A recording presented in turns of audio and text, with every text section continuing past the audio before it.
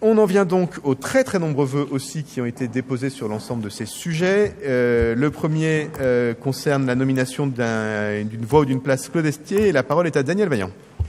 Merci, monsieur le maire. Je vais être bref, puisqu'il y a cette collection de vœux. Il faudra du temps, or il en reste peu. La deuxième chose que je voudrais dire, c'est que ça ne surprendra personne, puisque vous aviez eu la courtoisie de me donner l'occasion de faire l'éloge funèbre de Claude Estier. Je ne vais donc pas être répétitif. Je veux d'abord dire que ce que je vais dire est aussi l'émanation du travail conduit sous l'autorité de Gilles Ménède de la commission de dénomination des voix, en tout cas de ceux qui ont participé. Et de ce point de vue, je veux dire mon plein accord avec ce qu'a exprimé Pascal Julien, et depuis un certain temps, sur le fait qu'il faut diversifier, féminiser, quand on a des voix à attribuer. C'est plus compliqué quand il faut chercher des places, des placettes ou des voix à attribuer à des noms ou des métiers ou des histoires. Et de ce point de vue, je partage tellement ce qu'a dit Pascal Julien que j'ai été un peu l'initiateur des Jardins des Halles, qui était déjà en son temps l'expression de justement cette recherche environnementale.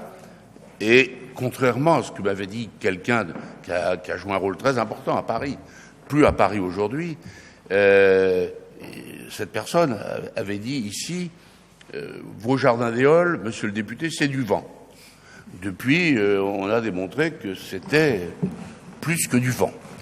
Alors, quand on a dit ça, Claude Estier, il est mort, ça fait 3 ans, donc on a encore du temps si on voulait respecter les 5 ans. Mais, comme on l'a vu avec Claude Lambert, il faut fortement insister au niveau des services, la question de la féminisation, mais que je ne traite pas d'un revers de main. C'est pas si simple, il faut s'y prendre longtemps à l'avance. Voilà pourquoi nous venons devant le Conseil avec un vœu qui est donc l'expression de la délibération de la commission de dénomination des voix concernant Claude Estier, dont on sait qu'il est né en 1925, mort voilà 3 ans. Il a été un résistant, un journaliste, un militant qui a été contre la guerre d'Algérie et pour l'Algérie algérienne, qui après a accompagné le parcours de François Mitterrand et de combien d'autres, et qui a été toujours élu dans le 18e et nulle part ailleurs. Il a été conseiller et député en 67, pour peu de temps, compte tenu de la dissolution de 68. Il a été conseiller de Paris en 71 sur la liste du communiste Louis Baillot, dont j'avais pris l'initiative de faire une place dans son ancienne circonscription, comme je l'ai fait pour Joël Le Tac au square Constantin Pecker, dans sa circonscription. Voilà pourquoi je pense qu'il est utile de prévoir un emplacement pour Claude Estier qui a compté dans la vie politique nationale et particulièrement dans le 18e. Voilà, je ne vais pas ici redire tout ce que tout le monde sait, peut-être les jeunes générations un peu moins, sur Claude Estier, qui fut journaliste engagé, écrivain, bon, homme politique bien sûr, et du 18e. Voilà pourquoi je pense que ça n'est pas, un nom d'homme de plus, c'est le respect d'une histoire, d'une démarche, couronné de succès ou d'insuccès. Et moi qui l'ai accompagné durant toute cette période, j'ai souvent dit que c'était mon père en politique. Donc je remercie le maire de m'avoir permis de vous présenter cette proposition de vœux pour 15 jours. Voilà, il nous reste un peu de temps, mais enfin, le plus rapidement sera le mieux, que Claude Estier ait son nom sur un emplacement du 18e. On verra bien, je ne veux pas préjuger de l'endroit, même si on a tous eu une idée de là où il habitait. Voilà, donc on va essayer d'aboutir. J'en ai parlé à l'hôtel de ville avec le premier adjoint de la maire, j'en ai parlé avec l'adjointe en charge de ces questions. Et, pour ne rien vous cacher, elle m'a dit ce serait peut-être bien que le conseil d'arrondissement vote un vœu pour que la ville de Paris puisse travailler avec nous sur l'emplacement qui sera le mieux dans cette mandature, je le souhaite. Merci beaucoup. On a déjà eu un débat sur la question des dénominations, donc je vais laisser la parole à ceux qui le souhaitent. Pierre-Yves Bournazel, Pierre Alicia, Pascal Julien, et puis on va passer au vote. Merci, Monsieur le maire. Oui, il faut voter évidemment ce vœu qui doit permettre l'unanimité du Conseil du 18e pour porter auprès de l'hôtel de ville aussi. Je ne pourrais pas parler comme vous de Claude Estier, je ne me permettrai pas d'abord.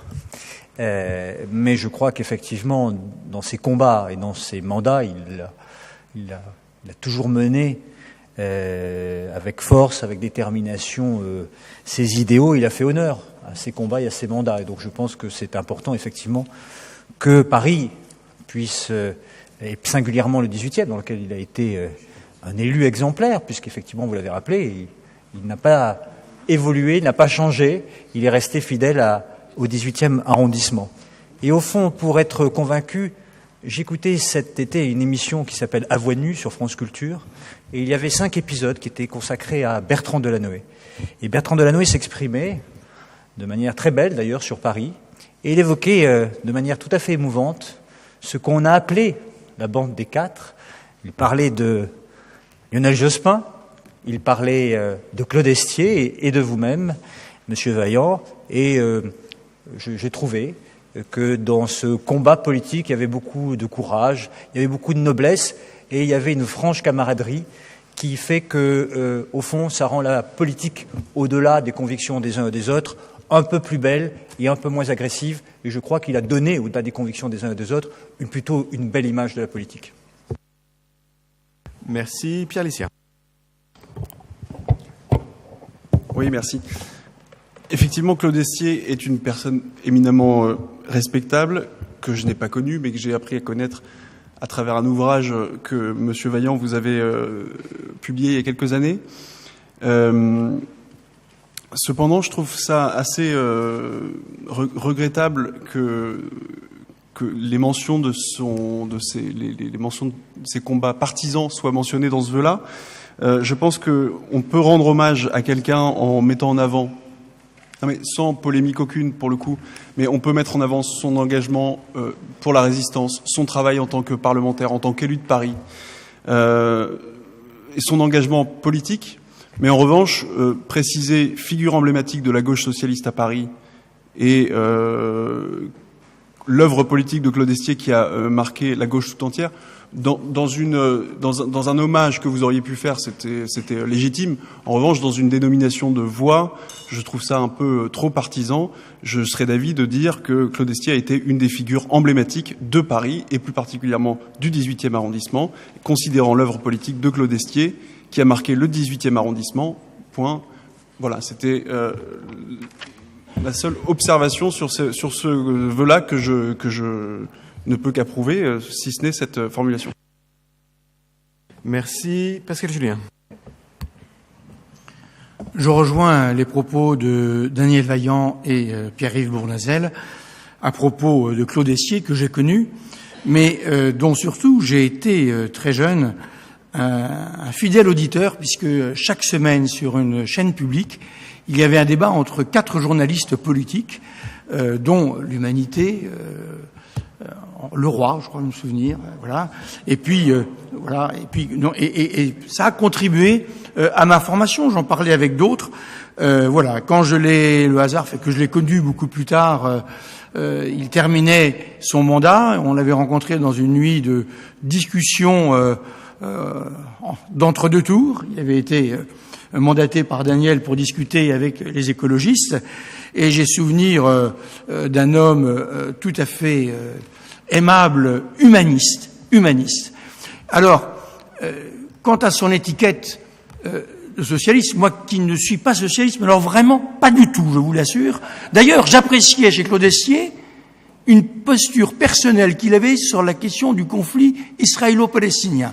Il avait une position qui était beaucoup plus équilibrée que celle de son mouvement, qui penchait quand même davantage vers Israël que vers une solution juste au conflit. Vous voyez, bon. Mais franchement, Pierre Lissia, si on devait, si vous arrivez malheur, ce que je ne souhaite pas, si on devait vous donner un nom de rue, mais je souhaiterais qu'on rappelle vos engagements politiques. Pierre Lissia, la droite dure. Et je serai le premier. Et je serai le premier, si par hasard ce n'était pas dit dans la délibération, à dire, mais vous avez oublié l'essentiel. Cet homme était mu par une idéologie de droite dure. Je pèse mes mots. Eh bien, Claude Essier était mu par un socialisme. Oui, il était socialiste. Ce n'est vraiment pas mon mouvement. C'est vraiment pas ma tasse de thé. Pour moi, ce sont des partenaires. Rien de plus. Mais comment pouvez-vous imaginer qu'on puisse attribuer une place à quelqu'un en taisant cela? Ce n'est pas tout ce qui est dit dans la délibération, c'est dit au passage.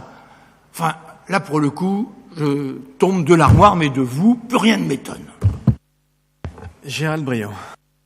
Très court. Juste pour dire que qu'il est temps, je pense, il est temps. C'est bien de faire ça maintenant parce qu'il est temps, parce que c'est une personnalité politique qui a compté dans l'arrondissement, qui a compté aussi dans l'Union de la gauche. Sur la gauche. Et l'union est un combat, hein, je te rappelle, Charlie. Parce que moi, on connaît les trucs, mais moi, je connais aussi la petite histoire dans la grande histoire, donc je peux vous dire que c'était, je rappelle, les rapports entre le Parti communiste et le Parti socialiste étaient assez tendus. Donc c'est quelqu'un qui a vraiment compté, qui est très important, et que je trouve qu'il est très important d'associer, si on fait un peu d'histoire, d'associer à ce qu'a été la gauche en France, quoi. Ça fait partie des personnalités qui ont compté. Et parler de gauche et de droite, le réduire à être partisan, c'est comment dire. Vous savez, la naissance de la gauche et de la droite en France, hein, c'est le moment où on choisit de couper ou pas la tête à Louis XVI. Donc en mettant, voilà. Donc il faut être très détendu sur ce sujet-là. Et je pense qu'en règle générale, il faut plutôt être détendu. Et il faut dire les choses. Faut dire la politique, c'est choisir. C'est choisir. Et c'est très respectable. Après, on peut rester sur un quant à soi et en se disant, mais voilà, attendons, regardons. Non, c'est s'engager, c'est dire des choses, c'est avoir des combats, et c'est très bien. Et puis voilà. Bon, après, c'est vrai que c'est plus facile à assumer la solidarité que le conservatisme. Ça, je comprends que les étiquettes soient parfois un peu lourdes à porter. Je le comprends tout à fait. Mais bon, en tout cas, juste pour finir, parce que l'essentiel, c'est quand même Claude Essier et la mémoire de Claude Essier. Donc évidemment, voilà, avec enthousiasme, je voterai cette délibération. Nous voterons cette délibération. Ce vœu. J'espère que nous pourrons voter une délibération dans les semaines ou dans les mois qui viennent pour faire en sorte que Claude Estier puisse avoir un lieu, si possible non loin de là où il habitait. Mais je ne nous suggère pas de nous lancer dans un débat philosophique à 22h42 sur la place de la gauche et de la droite dans la vie politique. Mais moi, j'ai un peu connu Claude Estier depuis 2001 ou 2002 que je suis arrivé dans le 18e. Je pense pas qui que ce soit puisse imaginer qu'on puisse oublier un élément qui était quand même central dans son engagement. Chacun peut en penser ce qu'il veut, mais Claude Estier sans le socialisme, c'est plus Claude Estier. Et c'est même pas le Claude Estier que les uns et les autres ont éventuellement entendu à la radio. Parce que ce qu'il disait était aussi dit parce qu'il était socialiste à une époque différente d'aujourd'hui, avec plein de choses différentes. Enfin, je pense qu'on peut éventuellement oublier des choses sur un personnage comme Claude Estier, mais c'est le seul truc que peut-être on peut vraiment pas oublier parce que ça a guidé toute sa vie. Mais je vais soumettre ce vœu aux voix. Avant, je crois que Daniel Vaillant voulait redire un mot, donc je lui laisse la parole et puis on va passer à la suite. Un mot d'abord pour remercier tous celles et ceux qui se sont exprimés avec leur sensibilité, mais avec le respect vis-à-vis d'un homme qui a compté et qui a toujours été, en tout cas, un militant, et qui n'a jamais pensé que l'avenir appartenait, notamment concernant la démocratie, à autre chose qu'un parti politique construit avec des idées, une histoire et, en général, on espère toujours un avenir. Mais je veux dire à M. Lycia que quand j'ai proposé que Joël Le Tac ait, pas loin de la rue Hermel où il avait sa permanence, un lieu, j'ai pas nié qu'il était un vieux gaulliste qui s'est engagé, lui aussi dans la résistance, qui a été un compagnon de la Libération. Et voyez-vous, Monsieur Lycia, ce que j'ai regretté, et donc député UNR, UD 5e, RPR, hein, voilà, donc la boucle était bien bouclée. Mais ce que j'ai regretté, Monsieur Lycia, c'est que le jour de ses obsèques au crématorium du Père-Lachaise, nous n'étions que 2 à ses obsèques, Bertrand Delanoë et moi-même. Je pense qu'il y a un certain nombre de ses compagnons qui ont manqué à leur devoir à ce moment-là. Donc il faut nommer les gens par leur engagement politique. Quand on a fait la place Louis Bayot, il y a marqué « député communiste ». Et voilà. Et j'ai lu le livre que Gérald Briand a eu la gentillesse je l'ai lu le soir même, après un conseil d'arrondissement. Voilà, j'ai écrit, comme vous l'avez rappelé, d'autres aussi. Voilà, les gens sont ce qu'ils sont. Et l'engagement, c'est noble. Et ça appartient à la République. Et donc, hélas, je pense qu'il y aura d'autres morts qui viendront. Je le regrette, mais ça viendra. Eh bien, je pense qu'il faut dire qui étaient les gens, quel était leur engagement. Ne pas cacher. Ça, c'est parce que ça gêne un peu. Mais moi, ça me gêne pas, les engagements, s'ils sont sincères, loyaux et, je dirais, dans une forme de continuité. Voilà ce que je voulais vous dire. En tout cas, merci à vous toutes. A priori, j'ai l'impression que vous allez voter le vœu. Nous allons vérifier qui est pour unanimité. Il est adopté. Je vous en remercie.